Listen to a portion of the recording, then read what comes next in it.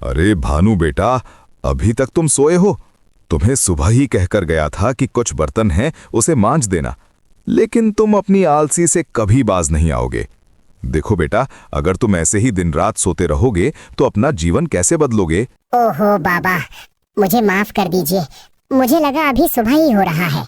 आप चिंता मत कीजिए, मैं अभी बर्तन मांज देता हूँ। आप खाना खाकर जमींदार के खेतों में काम करने चले जाइए, वरना वो खामखा गुस्सा करने लगेंगे। भानु बेटा, अब मैंने जमींदार को साफ मना कर दिया है कि अब मैं उनके खेतों में काम करने नहीं जाऊंगा। देखो बेटा, अगर मेरा शरीर जवाब ना दिया होता तो मैं कभी तुम्हें काम करने को ना बोलता, लेकिन अब मेरी हड्डियों में उतनी जान नहीं बची कि खेत में काम करके घर का गुजारा चला सकूं। अब जो करना है तुम्हें ही करना है। ये क्या पिताजी, आप साफ साफ ये बोलिए ना कि आपको आलसी बेटा पसंद नहीं। झूठ बात क्यों बोल रहे हैं कि आपकी हड्डियों में जान नहीं? अच्छा, तो तुम्हें मेरी बात झूठ लग रही? अरे नालायक, अभी तुम घर में रहते हो तो क्या पता, गांव में निकलकर देखो कितना ताना सुनने को मिलता है। सभी लोग कहते हैं कि निकम्मा बेटा पाल कर रखा है, लेकिन तुम्हें क्या, बस आराम से सोए रहते हो। और हाँ, जब मर जाऊंगा तब तुम्हें पता चलेगा कि मैं झूठ बोल रहा था या सच। पता नहीं ये गांव वाले अपने आप को क्या समझते। उन्हें क्या जरूरत थी मेरे पिता को बहकाने की? अगर मैं थोड़ा आराम कर लेता हूँ तो उनको क्या हो जाता है। लेकिन कोई बात नहीं, मैं भी एक दिन ऐसा काम करूंगा कि सारे गांव वाले मेरी तारीफ करने से पीछे नहीं हटेंगे। लेकिन अभी मुझे थकावट महसूस हो रही है, थोड़ा आराम कर लेता हूँ। अरे क्या मूर्ख इंसान है, तुम्हें कोई काम नहीं है क्या? देखने में नौजवान और हट्टे कट्टे लग रहे हो, लेकिन काम आलसियों वाला कर रहे हो। अरे बाबा, आपको क्या दिक्कत है?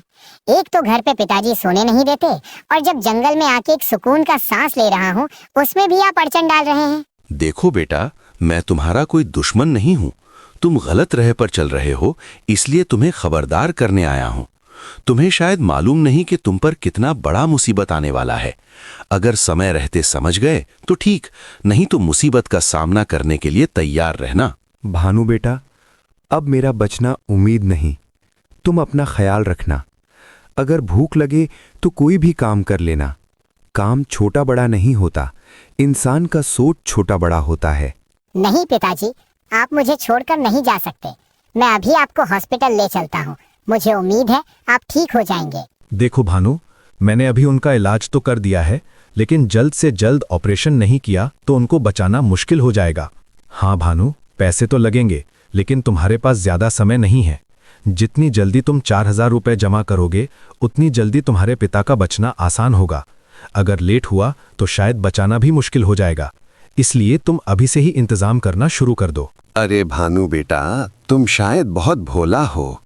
तुम्हें क्या लगा कि तुम इतना मेहनत जो कर रहे हो उसकी वजह वो भूत है? नहीं बेटा, तुम जो भी मेहनत किए वो अपने लगन से किए। बस मैंने तुम्हारे अंदर आत्मविश्वास जगाया है। वो भस्म नकली था, तुम्हें राह दिखाने के लिए। वो कोई अद्भुत शक्ति नहीं, बल्कि तुम्हारे अंदर का डर था जिसे तुमने निकाल फेंका।